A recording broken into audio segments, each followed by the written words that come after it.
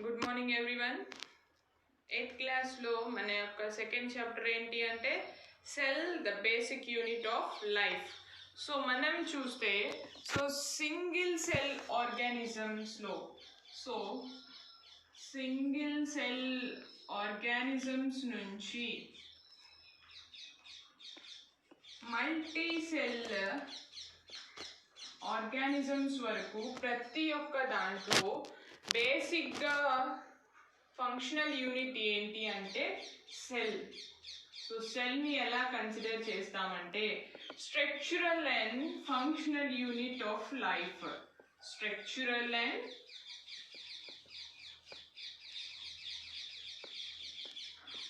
Functional unit of life.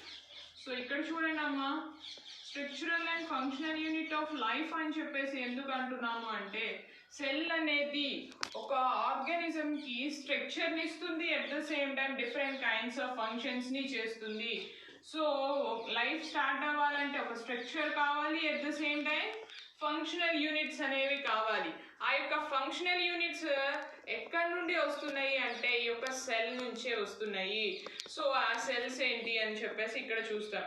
So ఇక్కడ చూడండి, minute masses నుండి హ్యూజ్ కానిఫెర్స్, ఇన్విజిబుల్ బ్యాక్టీరియా నుండి హ్యూజ్ బ్లూ వెల్స్ వరకు వీటన్నిటిలో సెల్ అనేది ఒక స్ట్రక్చరల్ అండ్ ఫంక్షనల్ యూనిట్గా మాత్రమే పనిచేస్తూ ఉంటుంది.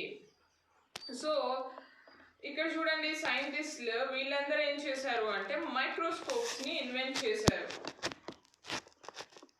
ఎథనేషియస్ Kircher, Jan Swammerdam and Antony van Leeuwenhoek, Robert Hooke అనేవాళ్ళు వీళ్ళు ఏం చేశారు అంటే సెల్ అనేది కనుక్కున్నారు. కనుక్కోవడమే కాకుండా వీళ్ళు ఆ సెల్స్ని మన నేకెడ్ ఐతో చూడలేం కాబట్టి వీళ్ళంతా ఏం చేశారు, మైక్రోస్కోప్ని ఇన్వెంట్ చేయడం స్టార్ట్ చేశారు. సో మైక్రోస్కోప్ని ఇన్వెంట్ చేస్తే ఏం జరుగుతుంది, చిన్న ఆర్గానిజమ్స్ కూడా పెద్దగా కనిపించడానికి ఛాన్సెస్ అనేవి ఉంటాయి.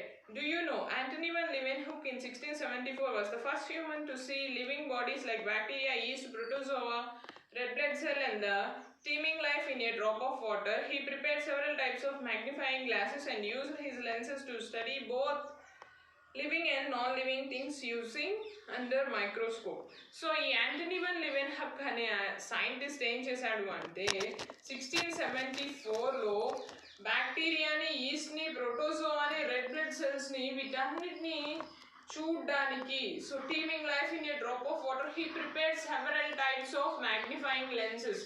సో ఈయనేం చేశాడు అంటే చిన్ని ఆర్గానిజమ్స్ కనిపించాలంటే పెద్ద మ్యాగ్నిఫైయింగ్ లెన్సెస్ అనేవి కావాలి కదా, అలాగే దూరంగా ఉన్న ఆబ్జెక్ట్ కూడా మనకి క్లియర్గా కనిపించడానికి డిఫరెంట్ కైండ్స్ ఆఫ్ లెన్సెస్ అనేవి కావాలి. సో అప్పుడు మాత్రమే ఆ పర్టికులర్ ఆర్గానిజంని ఆర్ ఆ పర్టికులర్ ప్లేస్ని మనం చూడగలుగుతాము. సో అందుకని చెప్పి ఈయన 1674లో ఏం చేశాడంటే మ్యాగ్నిఫైయింగ్ లెన్సెస్ని కనిపెట్టాడు. You may recall that all living organisms carry out certain basic functions. Can you list these functions? Different sets of organs perform specific functions. Do you know what is the basic structural unit of an organ? To study about basic structures, a proper use of microscopes and preparation of microscopic slides is essential.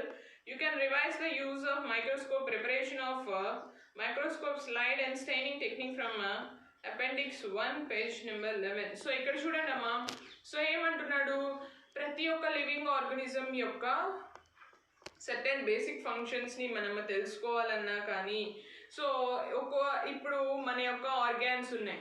Respiratory system, అది కూడా organ సిస్టమే కదా. Respiratory organs ద్వారా మనకేం జరుగుతుంది, gases inhale చేస్తున్నామా, exhale చేస్తున్నాం. అలాగే circulatory system ద్వారా బ్లడ్ అనేది ఫ్లో అవ్వడం జరుగుతుంది. ఇలాగా మన యొక్క బాడీలో ఉన్న ఆర్గాన్స్ ఒక్కొక్క స్పెసిఫిక్ ఫంక్షన్ని చేస్తూ ఉంటాయి. ఇంకా ఏం జరుగుతున్నాడు, ఈ యొక్క స్ట్రక్చర్స్ యొక్క ప్రాపర్ యూజ్ని మనం తెలుసుకోవాలంటే ఏం కావాలంటే మైక్రోస్కోప్ కావాలి, at the same time microscopic slides ఇవన్నీ కావాలి. ఒక్క నిమిషం చూడండి అమ్మా, ఇక్కడ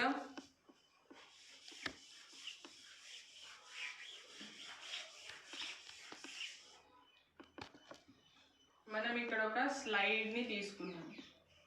నార్మల్గా స్లైడ్ ఇలాగే ఉంటుంది ల్యాబొరేటరీలో. సో ఈ యొక్క స్లైడ్ మీద సో ఏదో ఒక బ్యాక్టీరియాకి సంబంధించిన కొంత సొల్యూషన్ అంటే వాటర్తో మిక్స్ అయిన సొల్యూషన్ ఉంది. సో మనకి బ్యాక్టీరియా అనేది క్లియర్గా అబ్జర్వ్ అవ్వాలి కాబట్టి దీనికి ఏమి ఇస్తామంటే ఏదో ఒక కలరింగ్ ఏజెంట్ని మనం దీని మీద ఉంచుతాం.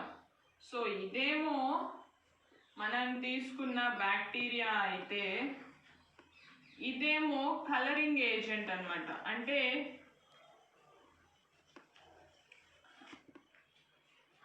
మనకి బ్యాక్టీరియా అనేది క్లియర్గా విజిబుల్ అవ్వడానికి యూజ్ చేస్తాం. సో ఇది వచ్చేసి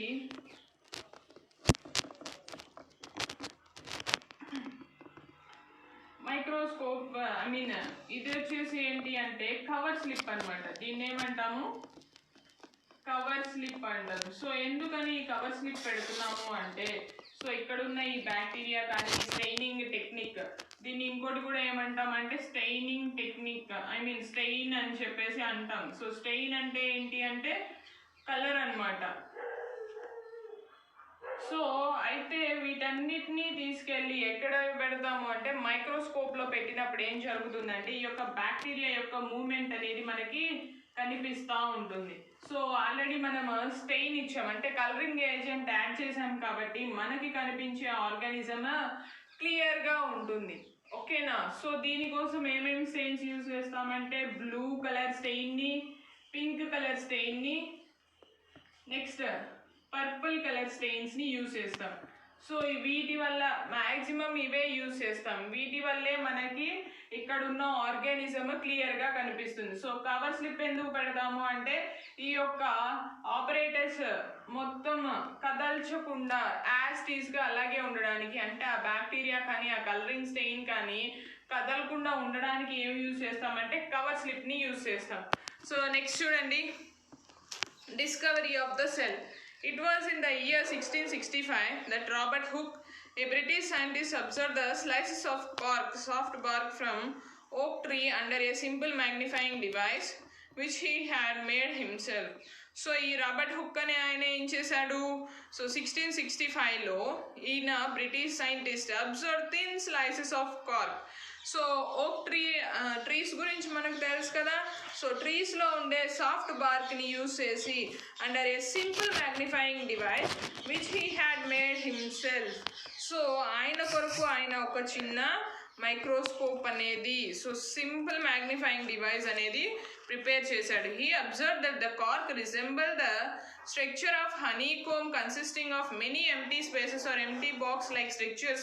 He thought that the cork was made up of very small cavities. Robert Hooke called these cavities as cell. Cell is a Latin word for a little room.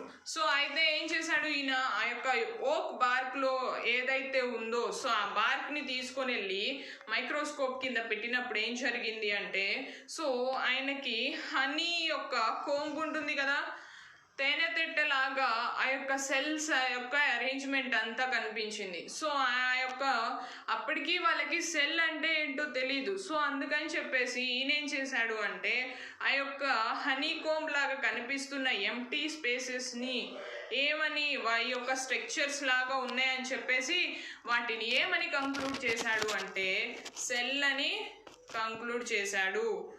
So cell is a Latin word for a little room. Cell అంటే ఏంటంట, Latin word for a little room. ఒక చిన్న రూమ్కి cell అని చెప్పేసి చెప్తాం. So నార్మల్గా మనం ప్రిజన్స్ చూసినప్పుడు ఏం జరుగుతుంది, వాటిని సెల్ అని చెప్పేసి అంటాం. సో అది ఒక చిన్న రూమ్ కదా, ఆ రూమ్లో ఎంతమందిని ఉంచుతారు, ఒకళ్ళనే ఉంచుతారు. సో సెల్ అంటే ఏంటి, లిటిల్ రూమ్ అనమాట. Now let us try to see what Robert Hooke may have observed in the cork. Observing a matchstick. Activity 1. It will be difficult to get a cork. Therefore, let us try to see a similar type of structure as seen by Robert Hooke in a section of matchstick. Take a matchstick and soak it for half an hour and cut thin slices of it. Select a thin slice and place it on the slide. Put a drop of water and cover it with a cover slip without allowing air bubbles and observe it under microscope. Draw the figure of what you have observed. Are they similar or is there any difference? Have you noticed the rectangular structures? Do you find both similar or Is there any difference? What are these rectangular shaped structures? The discovery of the cell by Robert Hooke was a milestone in the history of science. Cells of cork and of mastic or dead cells. Can we see living cells under the microscope? If so, how? Will their structure be the same as those of dead cells? With the help of the given activities, you will be able to know more about cells. So ఇక్కడ activity 1లో ఏం చేశారు అంటే ఒక match స్టిక్ని తీసుకోవడం జరిగింది. So match స్టిక్ని తీసుకొని వీళ్ళు ఏం చేశారు అంటే దాన్ని థిన్ స్లైసెస్గా చేశారు. ఎప్పుడు స్లైసెస్గా చేశారు? ఒక హాఫ్ అన్ అవర్ దాన్ని వాటర్లో సోక్ చేసినప్పుడు. సో ఎప్పుడైతే ఏదైనా ఒక వుడ్ పీస్ అనేది ఆర్ చెక్క ముక్క అనేది వాటర్లో పెట్టినప్పుడు ఏం జరుగుతుంది అంటే అది బల్జ్ అవ్వడం స్టార్ట్ అవుతుంది. అంటే అప్పుడు దాకా ఇన్యాక్టివ్గా ఉన్న సెల్స్ కాస్త వాటర్ని తీసుకొని ఏం జరుగుతుంది అంటే యాక్టివ్గా మారిపోతాయి. సో ఇప్పుడు మనం ఆ యొక్క మ్యాచ్ స్టిక్ని, ఆ థిన్ మ్యాచ్ స్టిక్ని తీసుకొని స్లైడ్ మీద పెట్టేసి అట్ ద సేమ్ టైమ్ ఇక్కడ ఆ స్లైస్ని పెట్టేసి సో దాన్ని ఒక కవర్ స్లిప్ తోటి కనుక మనం అబ్జర్వ్ చేస్తే ఏం జరుగుతుందంటే రెక్టాంగులర్గా సెల్స్ అనేవి మనకి కనిపించడం జరుగుతుంది. ఓకేనా? ఇంకా ఏమంటున్నాడు అంటే సో ఇలా డెడ్ సెల్స్నే చూడగలుగుతామా, లివింగ్ సెల్స్ని కూడా